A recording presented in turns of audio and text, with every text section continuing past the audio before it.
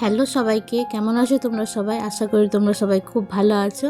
আমিও আছি, ভালোই আছি, খারাপ বলবো না, তবে মনটা ভালো নেই। ভিডিওটা হচ্ছে কালকে, মানে মঙ্গলবারের। কালকে কিছু হয় নাই, কালকে মনটা ভালোই ছিল। মন খারাপ হয়েছে কালকে বিকালের পর থেকে। কি হয়েছে না হয়েছে তোমাদেরকে এখন আর বলছি নাই। আমি ভেবেছি যতটুকু পারবো তোমাদের সঙ্গে ভালোটাই শেয়ার করব, খারাপটা আমাদের মধ্যেই থাক। আজকে যখন ভিডিওটা করা ছিল সেই জন্য আজকে এডিট করে পোস্ট করছি। আজ আর আমি কোনো ভিডিওই বানাইনি। তো দেখো, সকাল সকাল ঘুম ভেঙেছিল, ভালো রোদ দিয়েছিল। আর প্রত্যেক দিন সকালে এই বাঁদরগুলো আসে আমাদের বাড়ির পেছনে। যাদের বাড়ি আছে তাদের পেয়ারা গাছ আছে, খুব পেয়ারা ধরে আছে। ওই পেয়ারা খাবার জন্য প্রত্যেক দিন সকালবেলায় বাচ্চা বাচ্চা বাঁদরগুলো আসে। আর তাদের বাড়িতে সিট দেওয়া আছে, সেই জন্য ধুম ধারাম আওয়াজ হয়। ওই আওয়াজে আমাদের ঘুম ভাঙে। এটা অনেকক্ষণ পরের সব কাজ টাজ হয়ে গেছে, মেয়েকে ড্রয়িং করতে বসাইছি। আজকে সিনহাবুর রেস্ট ছিল, মঙ্গলবার, তাই অত তাড়াহুড়ো নেই। আর সিনহাবু বাড়িতে থাকলে এই ছোটো মাছ, চারাপোনা ওইসব লেই। আমি লি বড় মাছ, যে আমার বাঁচতে সুবিধা হয়। কিন্তু সিনহাবু যখনই ঘরে থাকে তখনই আপনি গোটা মাছগুলো লেই, বলে এগুলার গুণই আলাদা। তবে জানে আমার এইগুলো বাঁচতে বিরক্তি লাগে, সেই জন্য মঙ্গলবার দেখে নিয়ে লেই। বিছানাতে শুয়েছিলাম, তখনই দেখছি মাছওয়ালাকে ফোন করছে, ছোট মাছ আছে, ওই চুনাপুটি যে মাছলা ওইগুলো আছে। বললো নয়, চারাপোনা আছে। তখন বলল দিবি। এদিকে চান টান করে নি, পূজা টুজা করে নি, গপুর জন্য কটা মালপোয়া বানাচ্ছিলাম, সুজির মালপোয়া। ওই দুধ, সুজি, কিশমিশ, মৌরি, চিনি ওইসব দিয়ে নিয়ে, একটু ময়দা থাকলে ময়দাও দেওয়া যায়, কিন্তু ময়দা ছিল না, সেটা শুধু সুজিরই বানাইলাম। আমাদের ঘরের জন্য সবার জন্য আলাদা বানাই আমি, কিন্তু গপুর জন্যই প্রথমবার বানাচ্ছিলাম। ভয় করছিল কেমন হবে না হবে। এই মিনি কুকারটাতে প্রথমবার বানালাম, কিন্তু ভালো হয়েছিল। যদি আমার তো মনে হয় যদি বানাইছিলাম খারাপও হয়েছিল, গপুর ওটা প্রসাদ হয়ে নিয়ে ওটা কিন্তু আমার মনে হয় গপুকে প্রসাদ দেওয়ার পরে ওই প্রসাদের স্বাদই আলাদা হয়ে যায়। বললাম না, সিনহাবু যখন ঘরে থাকে আমার একটু সুবিধা হয়। মাছ ধোয়া, কোনো দিন মাছ ভেজেও দেই। আর রান্নাবান্নার অত হড়বড়ি থাকে নেই, কিন্তু একটু হড়বড়ি ছিল। ভেবেছিলাম রঘুনাথপুর যাব, তাই এদিকে মাছটা ধুয়ে দিল সিনহাবু, আমি ভাজতে বসাইছি, রান্নাটা বলি করে নেব। আর ওদিকে আমাকে সবজি কাটে দিচ্ছি সিনহাবু, যে তাড়াতাড়ি তুমি রান্না করো, যাব। জানো, আমি না দুপুর দিকে বাজার টাজার যদি যাবার থাকে, আমার কোনো কাজ থাকে, তো আমার মনে হয় যে একটু দুপুর দিকেই যাই। কারণ এই দুপুরের সময়টা দোকানদানি ফাঁকা থাকে। এই অভ্যাসটা হয়ে গেছে আমার মেয়ে যখন ছোট ছিল তখন থেকে।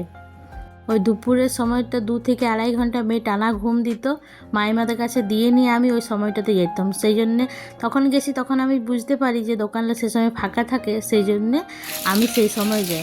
ভাতটা খাওয়া দাওয়ার পরে 2টার মধ্যে বার হওয়ার চেষ্টা করি। আর এদিকে কখনো বৃষ্টি হচ্ছে, আবার কখনো রোদ দিচ্ছে। এমন ঝমঝমায় বৃষ্টি হলেও কুলিটা তো দেখালাম ছোট নদীর মতন বয়ে যায় অল্প জল হলে। আর এদিকে দেখো সঙ্গে সঙ্গে আকাশটা আবার পরিষ্কারও হয়ে গেল। এখন প্রায় দিন অমনি হচ্ছে, কাপড় চোপড় মেলছি, ঝমঝম করে বৃষ্টি হচ্ছে, কাপড় চোপড় উঠাচ্ছি, ভালো করে পটপটা রোদ দিচ্ছে। আর বৃষ্টি হওয়ার পরে যখন রোদ দেয়, আকাশটা কত পরিষ্কার দেখায় না? ছোটোর থেকে ছোট জিনিসও যেমন দেখা যায়, তেমনি দেখছিলাম যখন ভিডিও করছিলাম, হঠাৎ চোখে পড়লো একটা এরোপ্লেন যাচ্ছে দূরে। আমার ফোনটা তো অত ভালো নয়, অত দেখা যায় না ক্লিয়ার সব কিছু, কিন্তু তাও একটুও দেখলাম যে দেখা যাচ্ছে, তখন একটু ক্যাপচার করলাম। চোখে আমি স্পষ্ট দেখতে পাচ্ছিলাম, কিন্তু ফোনের ক্যামেরাতে মনে হচ্ছে ছোট একটা কিছু চলে যাচ্ছে। এদিকে রান্না বান্না হয়ে গেছে আমার, সিনহাবুকে খেতে দিয়ে দিয়েছি। ভাত করেছিলাম, বরবটি আলু বেগুন দিয়ে তরকারি, কুমড়ি ভাজা, পিপা দিয়ে মাছের ঝোল করেছিলাম, আর ওইগুলো কাঁচকলার কোপ্তা মাইমা দিয়েছিল। এই মাছটা ঝাল দেওয়া করলে বেশি ভালো লাগে, কিন্তু আমি পাতলা ঝোল এই জন্য করলাম, কেন কি অনেকগুলো ছিল, আজকে রেখেছিলাম, জানি কালকে আমাকে ঝাল দেওয়া করতে হবে, সেজন্য কালকে পাতলা ঝোলই করলাম। রেডি হয়ে গেছি, যাব একটু রঘুনাথপুর। বেশ কিছুদিন হয়ে গেল, অনেক দিনই হয়ে গেল প্রায় গেছি, আর যায়নি।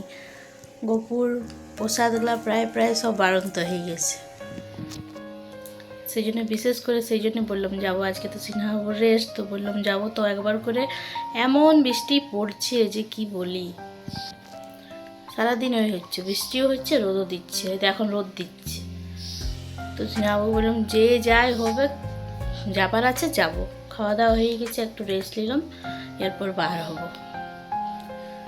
আর গপুকে বলেছি তুমি দেখো বৃষ্টি পড়বে কোনো রোদ দেবে সেটা তুমি ঠিক করবে। এমনি এখন প্রায় দিনই হচ্ছে তো, সকাল বিকাল, সকালে যাব তাও সকালে বৃষ্টি পড়ছে, ভাবছি বিকালে যাব তাও বিকাল থেকে বৃষ্টি পড়ছে। বর্ষার দিনে সকাল বিকাল কিছু করা যাবে না, কখন বৃষ্টি হবে কেউ বুঝতে পারবে না। তো চলো দেখি, বৃষ্টি যদি না পড়ে তো ওইখানে কী কী করছি না করছি যদি শেয়ার করতে পারি তো।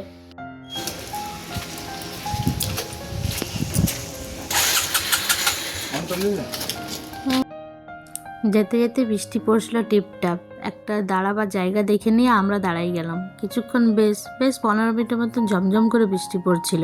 রেনকোট নিয়ে গিয়েছিলাম সঙ্গে, কিন্তু পরিনি। রেনকোট পরলে গরম লাগে খুব, আর ভাবছিলাম রেনকোট পরে কোথায় দোকান ঘুরে বেড়াবো। আসার সময় যদি বৃষ্টি পড়ে তাহলে তো ঘর আসবো, তখন নাহলে পরে নেবো, কিন্তু আর বৃষ্টি পড়েনি। এই হলো শেষ বৃষ্টি, তারপরে পটপটা একবারে রোদ দিয়ে দিয়েছিল।